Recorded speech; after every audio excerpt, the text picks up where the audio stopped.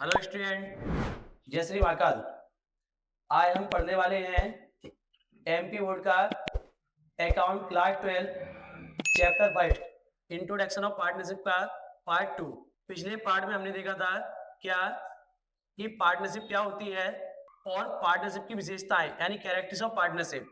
अपना आज का टॉपिक है पार्टनरशिप डीड।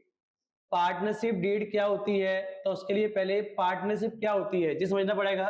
तो इससे पहला वीडियो था पार्ट 1, उसमें बताया था कि पार्टनरशिप क्या होती है जब 2 and 2 मोर पर्सन, जब 2 या 2 से अधिक व्यक्ति किसी लीगल बिजनेस में प्रॉफिट कमाने के लिए एक साथ व्यापार करते हैं, क्या कहलाती है वो पार्टनरशिप। अब पार्टनरशिप डीड क्या होती है, अपना आज का टॉपिक क्या है कि पार्टनरशिप डीड क्या होती है। तो क्या लिखा देखो उसमें, a partnership deed is a document. क्या पार्टनरशिप डीड एक डॉक्यूमेंट है इस चीज का, that define describe rules and condition of the business firm. अपनी भाषा में बोले तो जब अपन पार्टनरशिप स्टार्ट करेंगे तो जो 4 पार्टनर होंगे या 3 पार्टनर होंगे वो पहले क्या करेंगे, हर चीज का तय करेंगे। तय मतलब कौन कौन पार्टनर होगा, कौन कितनी कैपिटल लगाएगा, कितना प्रॉफिट लॉस बांटेंगे, रिटायरमेंट वाले पार्टनर के रूल्स क्या होंगे, इन सबको पहले से एक एग्रीमेंट करके रखा जाएगा। तो जो एग्रीमेंट का डॉक्यूमेंट होगा वो क्या कहलाएगा, अपना पार्टनरशिप डीड। मतलब कुल मिला के क्या, जब पार्टनरशिप स्टार्ट होती है तो पार्टनर के बीच में जो भी एग्रीमेंट होता है उसके वो फाइल एक डॉक्यूमेंट होती है ना, वो पार्टनरशिप डीड होती है। अब देखो इसमें क्या लिखा हुआ है, देखो a partnership deed a document that define and describe the rules and condition of the business firm. मतलब पार्टनरशिप डीड एक डॉक्यूमेंट है जिसमें बिजनेस के रूल्स और कंडीशन डिफाइन या डिस्क्राइब होते हैं।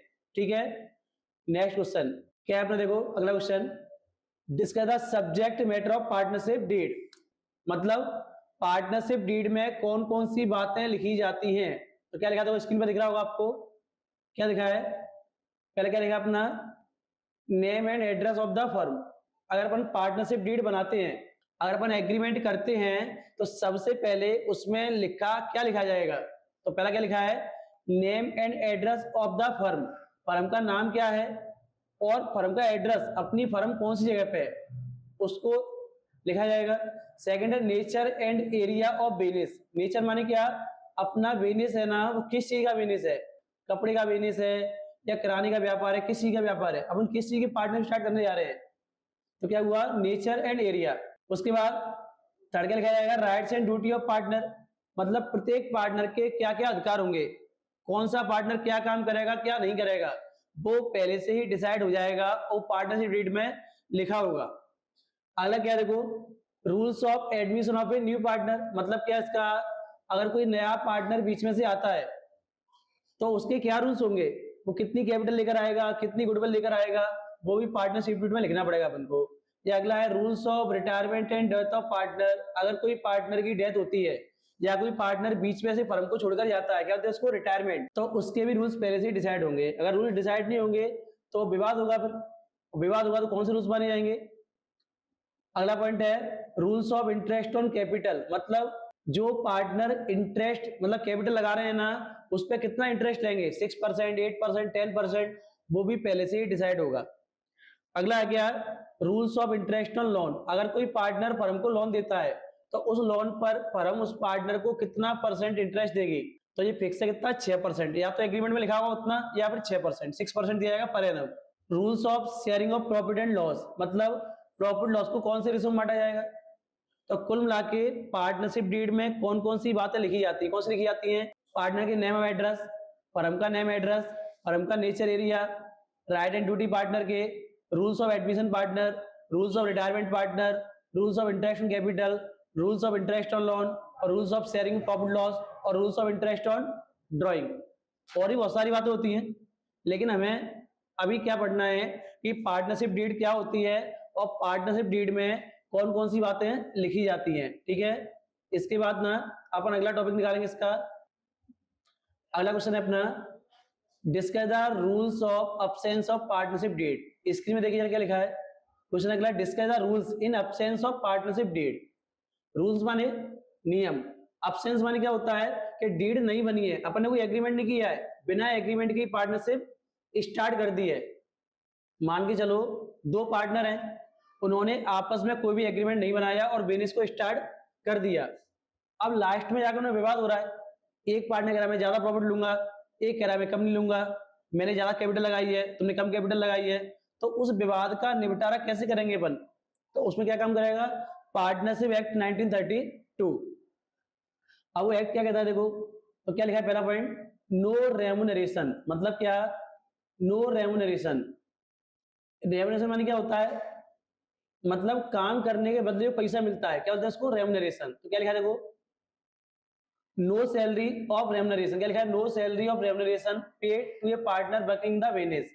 यदि कोई पार्टनर फर्म में काम करता है तो उसको काम करने के बदले कोई भी सैलरी नहीं दी जाएगी, कोई भी कमीशन नहीं दिया जाएगा, कोई भी इंटरेस्ट नहीं दिया जाएगा।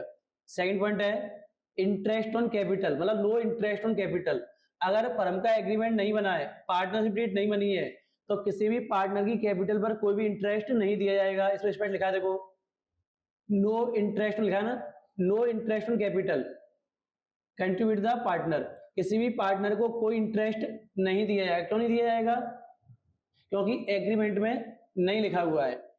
अगला कौन भी है अपना, इक्वल प्रॉफिट शेयरिंग रेशो। ये काफी इंपोर्टेंट पॉइंट है, ओटी में भी आता है। क्या में आता है? ये ऑब्जेक्टिव क्वेश्चन में आता है काफी बार कि जब पार्टनरशिप डीड नहीं बनी होती है तो प्रॉफिट लॉस को कौन से रेशो में डिवाइड किया जाता है। तो जब पार्टनरशिप डीड नहीं होती है ना, तो प्रॉफिट लॉस को ना इक्वल, क्या लिखा है? इक्वल रेशो में बांटा जाएगा। कैसे देखो, वो समझते हैं अपन। देखिए, मान के चलो दो पार्टनर है। कितने पार्टनर हैं? 2 पार्टनर हैं। एक पार्टनर कितना लगा रहा है? 10,000। कितना लगा रहा है वो? 10,000 रुपीज। एक पार्टनर कितना लगा रहा है? 5,000। कितना लगा रहा है? 5,000। अब दोनों पार्टनरों ने पूरी साल बिजनेस किया।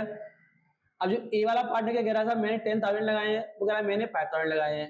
ए वाला कह रहा है कि मैंने 10,000 लगाए ना, तो मुझको प्रॉफिट ज्यादा मिलना चाहिए, और ये कह रहा है मैं बराबर लूंगा। तो किसकी बात मानी जाएगी? क्योंकि डीड तो बनी नहीं है ना। अगर पार्टनरशिप डीड बनी होती तो उसमें लिखा होता कि किसको कम मिलेंगे, किसको ज्यादा मिलेंगे। लेकिन जब डीड नहीं बनी है तो क्या होगा फिर?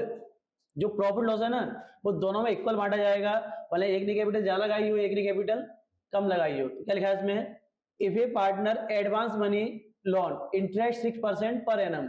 यदि कोई पार्टनर फर्म को लोन देता है तो उसको क्या दिया जाएगा? 6% इंटरेस्ट दिया जाएगा, चाहे पार्टनरशिप डीड यानी एग्रीमेंट में लिखा हो और चाहे ना लिखा हो। अगला पॉइंट है अपना फर्म की असेट्स। असेट्स का क्या होगा? तो क्या लिखा है, firm assets shall be use for firm business only. मतलब फर्म की असेट्स होती है ना, वो ओनली बिजनेस के काम में आएगी, घरेलू काम में नहीं आएगी। अगर कोई पार्टनर बिजनेस की प्रॉपर्टी को घर में यूज करता है तो वो नहीं कर पाएगा। क्यों? क्योंकि एग्रीमेंट में ऐसा नहीं लिखा है। अगर एग्रीमेंट होता, उसमें लिखा होता, उसको यूज कर पाता। तो आज के लिए कितने क्वेश्चन है अपने? 3 क्वेश्चन है। कितने क्वेश्चन है? 3। कौन कौन से थे 3 क्वेश्चन?